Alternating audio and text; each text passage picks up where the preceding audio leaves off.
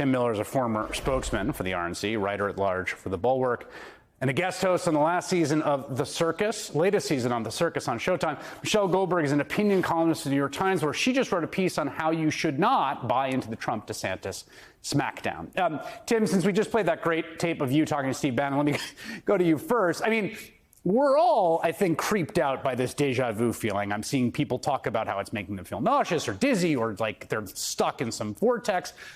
But there do seem to be crucial differences this time, even if you don't see them or hear them from like Bannon or Trump. Do you think there are crucial differences this time?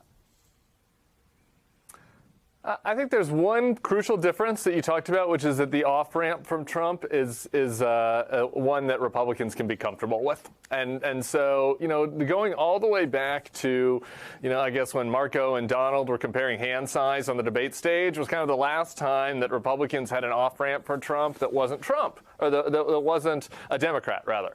And it's hard for these folks, because their quest for power and because their cynicism, to just come to terms with the fact that they might have needed to be for a Democrat one time or two before going back.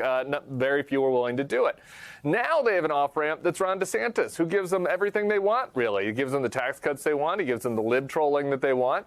And so I think that is, created to steal the David Axelrod term, a permission structure for enough people to say, okay, I've had enough of this guy. That said, so far, all the people we've heard from, all the people that you've listed who have said that they're taking that exit ramp, were people that weren't with them last time, which you pointed out in your intro.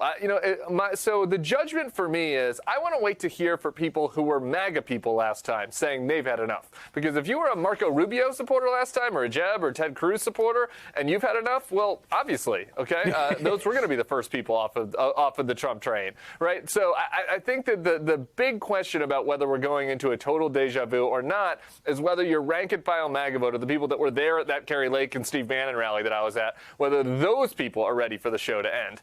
And I'm still skeptical that they are, but I think we'll learn more in the coming months. So I'm glad you said the show to end, because that gets to what Michelle wrote, what you wrote your column about, and which to me is the other big part of this, right? Which is the attentional magnetism of the spectacle, the car wreck spectacle that was Donald Trump in 2015, 2016, has been all along. The fact that there's a huge difference between you like someone and whether you watch them do something insane. And, Donald Trump sort of exploited that gap to a point that I think we all learned the wrong lesson about politics, which is it doesn't matter if someone's a tremendous jerk. That's how politics works now. And we just saw that tested in the midterms. It didn't work. But the attentional draw is a real outstanding question to me. What do you think about that aspect of it this time around? Well, I think in terms of the sixth sense of deja vu, this is a do-over in a lot of ways. And I think that those of us in the media have to think about our own role in 2015 and 2016 when the Republican primary was going on. And it was this kind of, car wreck spectacle of watching Trump bulldoze through the Republican Party and bestow insulting nicknames on his competitors. The point, it's not that I don't think, look, Trump is a petulant narcissist. I'm sure that his resentment of Ron DeSantis and Glenn Youngkin in Virginia is real. But I also think that we should not once again get sucked into covering politics like it is pro wrestling and kind of letting Trump write the narrative in which his various interpersonal feuds are sort of the central story. The central story, I think, even if it's boring to repeat it, is that he is running for president in part to evade indictment in the numerous investigations into him, including for helping to incite an insurrection. His company there's currently a fraud trial about the Trump organization going on in New York. And, there's just this tsunami of corruption behind him. And in some sense, everybody knows that. But I do think it was a mistake in 2015 and 2016 to focus so much on his, kind of schoolyard insults and maybe not enough on his various pyramid schemes. Yeah, I think that's a great point. I also do think and Tim lived this because he was working on another campaign in that primary. There's always been the problem. This is something that we've tried to get our arms around, right? The sheer avalanche of news and scandal, keeping track of them all the time. I do think, to your point there, and Tim, we've been a democracy for 230 plus years. there's only one man who's ever really tried to frontally assault and end constitutional governance in American democracy. His name is Donald Trump. Now, the South seceding sort of the other big example, but like, that's it. Like, so in the all grand scheme of the things, the guy tried to end our republic as we know it. He tried to murder constitutional governance. Like, that's the top of the bio. That's the first line of the obit. That's it. Time. Yes.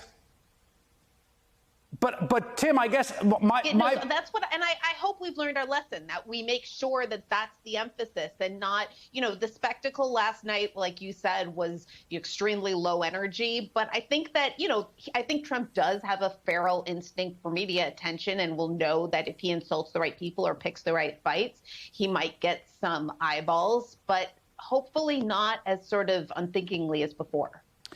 And Tim, I mean, that point about trying to end constitutional governance, I know that's not the point that's going to make a difference in Republican primaries, sadly. The question is whether the folks over there can coordinate effectively enough to stop him this time around.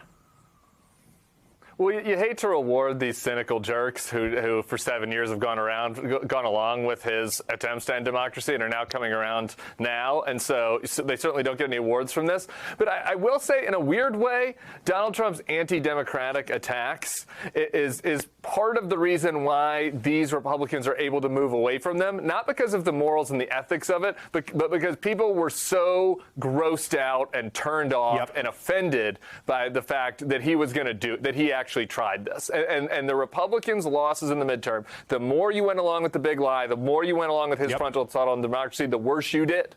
And that is a lesson that the Republican strategists have learned. And so it might be a cynical pivot, but there's something to be said for, maybe it's not a direct correlation, but it definitely is an indirect correlation with why he's vulnerable right now. It's a huge point and part of why that the election was so important, and those defeats, particularly of candidates like Joe Kent in Oregon that Michelle wrote a great dispatch from, that those defeats were so key to turning them towards that. In an amoral sense, just pure politics about whether it helps or not. Tim Miller and Michelle Goldberg, I enjoyed that conversation. Thanks a lot. Thank you.